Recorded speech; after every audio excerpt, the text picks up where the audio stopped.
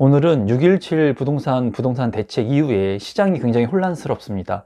그리고 정부에서는 추가 대책들을 이제 발표하려고 준비를 하고 있는 것 같습니다. 그래서 6.17 부동산 대책 이후에 상황하고 그리고 제가 생각하는 것들을 여러분들한테 좀 공유를 해보려고 합니다.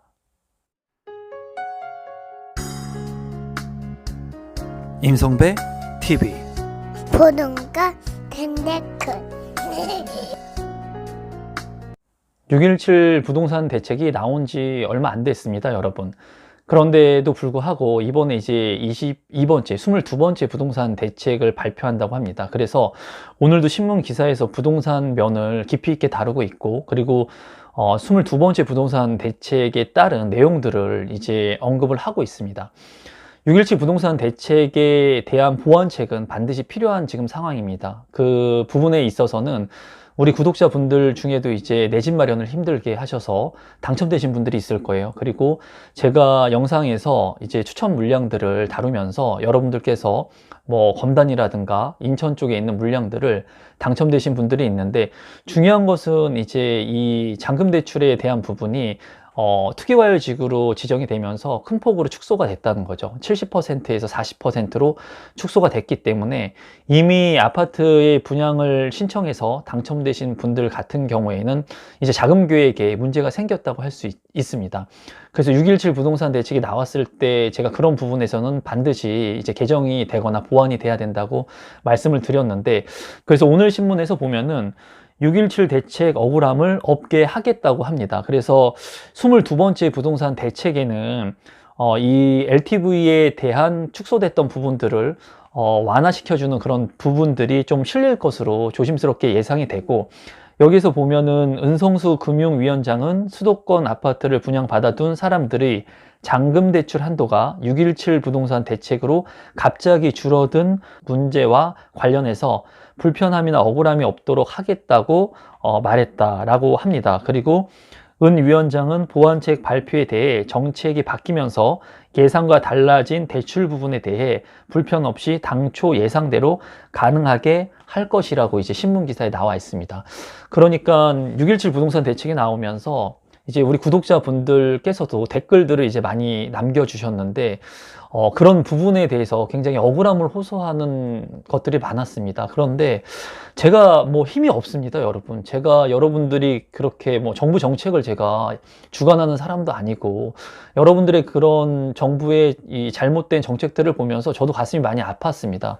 그런데 이런 것들이 이제 개선될 여지가 있다고 보여지고, 그래서 6.17 부동산 대책으로 인해서 이제 잔금 대출에 대한 부분이 축소돼 가지고 가슴앓이를 하셨던 많은 분들이 아마 계실 거라고 생각이 드는데, 이제 22번째 부동산 대책에서는 이런 부분들이 이제 보완될 것으로 보이니까 좀 마인드 컨트롤 잘 하시고 마음의 안정을 취하시면 좋을 것 같아요.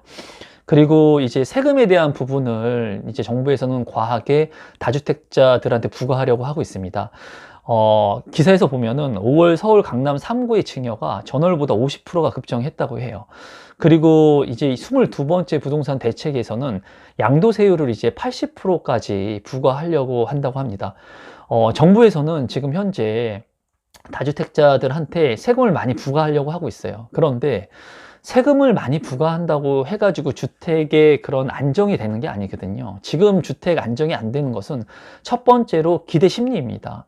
많은 사람들이 주택이 오를 거라고 하는 기대 심리를 가지고 있고, 그리고 시중에 너무나 많은 자금들이 풀렸기 때문에 그런 양적 완화로 인해서 마땅히 시중에 있는 자금들이 갈 데가 없는 거예요. 그러다 보니까 부동산이라고 하는 곳에 지금 몰려 있는 것이고, 그리고 또 세 번째는 이제 주택은 수요와 공급의 법칙에 의해서 일정 부분의 단기간에 가격이 결정되는데, 일단은 공급 부분이 많이 없다는 거죠, 지금 현재.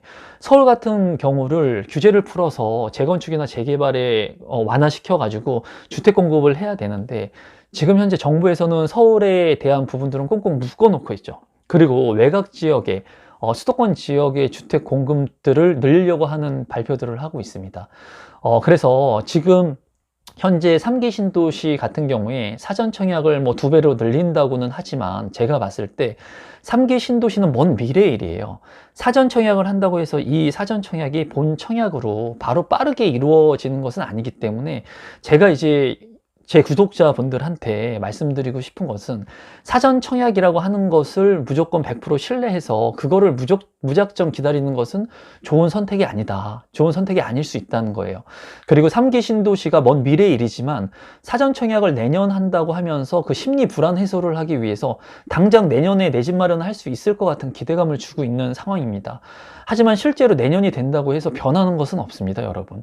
사전 청약을 하기는 하지만 3기 신도시에 사전 청약을 하지만 이 사전 청약이 바로 주택 공급으로 이루어지는 것은 아니에요. 그렇기 때문에 지금 정부에서도 전세난이 예상될 것을 예측하고 있기 때문에 임대차 보호법 3법에 대해서 지금 그런 개정안들도 내려고 하고 있습니다. 제가 이제 부동산학 석사 논문을 임대차 보호법에 대한 논문을 썼습니다.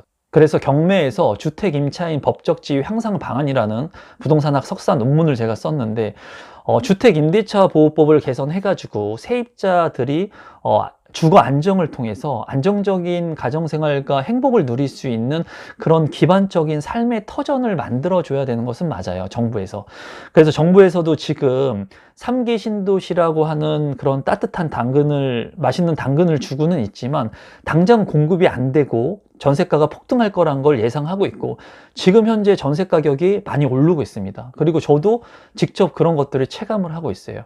그래서 이제 임대차 보호법에 대한 3법을 시행한다고 하는데 여기에서 이제 다루는 내용들은 이겁니다. 그러니까 그 임대 보증금을 상한선을 5%로 정한다는 거예요. 그러니까 많이 임대차 보증금을 올리지 못하게끔 하겠다는 거죠. 그리고 두 번째로는 이제 임차 기간을 장기간 연장할 수 있게끔 늘린다는 거예요. 그래서 5%의 상한제를 적용하면서 그리고 임차인들이 주거 안정을 통해서 오랫동안 이제 전세에 거주할 수 있도록 하는 법안들을 이제 마련하려고 하고 이제 그 전월세 신고제나 상한제 같은 것들을 시행한다고 하는데 어떻게 보면은 이런 기사들을 보면서 또 어떤 분들은 이렇게 생각하실 수가 있습니다. 아, 그러면 임대차 보호 3법이 만약에 확정이 되게 된다면 내가 이제 전세로 안정적으로 살 수 있겠구나 라는 생각을 하실 수 있는데 그런 생각은 절대 옳은 생각이 아닙니다, 여러분. 전세를 사는 것은 만약에 이렇게 장기간 살 수 있고 5%의 상한제가 있고 한다고 하지만 이 정책이 죽을 때까지 평생 이어지는 것도 아닐 거고 내 집 마련이라고 하는 것은 제가 항상 하는 것처럼 가장 빨리 하는 게 좋습니다. 가장 빨리. 내가 지금이라도 여건이 된다면 지금이라도 빠른 시점에 입지가 좋은 곳에 다소 비싸더라도 내 집 마련을 하는 게 좋은 겁니다.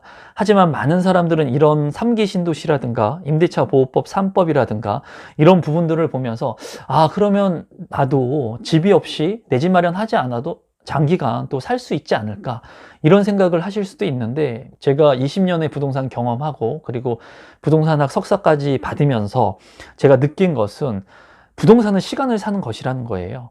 제가 이 얘기를 누누이 여러분들한테 말씀을 드리잖아요.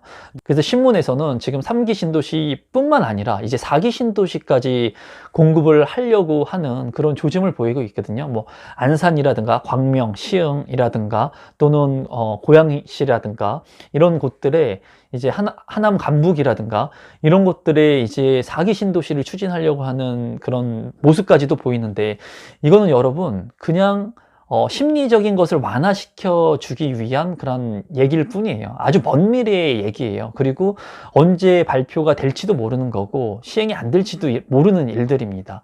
그런 장밋빛 희망만 보고 여러분들께서 계획 없이 그냥 기다리는 것은 옳지 않고 지금부터 부동산 재테크의 공부를 열심히 하셔가지고 지금 이런 시기에 무주택자 분들 같은 경우에는 청약을 받는 것도 좋지만은 경매를 받는 것도 하나의 방법일 수 있습니다. 입지가 좋은 곳에 물론 지금도 제가 경매가율을 보면은 경매가율이 그렇게 낮지는 않습니다. 그리고 입지가 좋은 것은 치열해요. 하지만은 이렇게 3기 신도시나 4기 신도시의 기대감을 가지고 있는 이런 상황에서 많은 무주택자 분들이 이런 기대감을 가지고 기다리려고 하는 포지션을 가지고 있는 사람들이 많다라는 거예요. 근데 그런 생각보다는 지금 현재에 있는 분양 물량들 중에 좋은 분양 물량들을 선별해서 여러분들이 분양 신청을 하시면 청약 경쟁률이 낮았을 때 더 빠르게 청약 신청을 해서 당첨이 될 수가 있고 내 집 마련을 빠르게 앞당길 수 있는 그런 방법들이 뭔가를 좀 고민하실 필요가 있습니다. 그러니까 중요한 것은 대다수가 생각하는 거와 반대로 생각하는 게 중요해요. 지금 많은 사람들이 3기 신도시나 4기 신도시가 생길 것 같으니까는 싸게 분양받을 수 있다는 막연한 기대감을 가지고 기다릴 수도 있는데, 물론 일정 부분 싸게 분양은 될 거예요. 하지만 지금 현재 자금 여력이 있으신 우리 구독자분들이라면 지금 이런 기회들을 발판 삼아가지고 지금 좋은 물량들을 좀 관심 있게 보시면 좋을 것 같다는 게 제 생각이고, 그리고 자금이 만약에 부족하신 분들은 3기 신도시가 큰 대안이 될 수 있으니까 3기 신도시가 어디에 생기는지, 어떤 교통망들이 확충이 되는지 이런 부분들을 스스로 공부하실 필요가 있습니다. 그래서 제가 이제 22번째 부동산 대책을 앞두고 여러분들한테 정말 진심으로 말씀드리고 싶은 것은, 부동산에 대한 그런 정확한 투자 마인드의 개념이 있어야 되는데, 부동산 내 집 마련이라고 하는 것은, 내 집 마련 한 채는 빨리 살수록 이로운 겁니다. 정신 건강에도 이롭고, 그리고 이 내가 주택을 샀을 때 가격이 떨어져도 상관없습니다. 가격이 떨어진다고 해서 여러분들이 땅바닥에서 살 거 아니지 않습니까? 가격이 떨어져도 내 집에서 그냥 살고 있으면 돼요. 그러면은 이 사이클링에 통해 가지고 상승세가 있으면 하락세가 있고, 상승세가 있으면 조정기가 오고, 이런 사이클을 통해 가지고 그 시점이 옵니다. 그러면 내가 살고 있다가 비과세 조건을 갖춘 다음에 적정 그 시점이 되면 이 주택을 팔고 다음 주택으로 넘어가면 되는 거예요. 좀 더 좋은 입지, 넓은 평형으로. 이런 것들을 지속적으로 내가 하고 있는 업무를 집중해서 하면서 한 번, 두 번만 경험하게 되면은 여러분들의 부를 크게 축적할 수가 있을 거고, 그리고 생활의 안정도 기반이 될 겁니다. 그래서 만약에 자금 여력이 되시는 분들이라면 하루라도 빨리 내 집 마련을 하기 위한 재테크 공부를 하시면 좋을 것 같고, 자금 여력이 안 되시는 분들은 이 3기 신도시가 어떻게 진행이 되는지에 대한 부분들, 그리고 내년에 시행하는 사전청약에 대한 부분들을 스스로 공부하셔야 됩니다. 누구도 믿지 마시고 본인의 자산은 본인이 지키는 거예요. 본인의 자산을 누군가가 지켜줄 수 없습니다. 그래서 제가 여러분들한테 마지막으로 말씀드리고 싶은 것은, 이러한 먼 미래보다는 당장에 오는 기회들을 좀 귀를 열고 눈을 열고 보시면 좋을 것 같다는 말씀을 드리고, 자금이 없으시는 분들은 지금 당장이 아니더라도 이런 3기 신도시를 기다리면서 종잣돈을 모으시면서 희망을 잃지 않으셨으면 좋겠습니다. 그럼 오늘도 마지막까지 제 영상을 시청해 주셔서 진심으로 감사드리고, 제 영상이 처음이신 분들은 조금이라도 도움이 되셨다면 구독 버튼과 좋아요 버튼 눌러주시면 제가 영상을 만드는데 아주 큰 힘이 됩니다. 그럼 오늘 영상은 이것으로 마무리 짓도록 하겠습니다. 감사합니다, 여러분.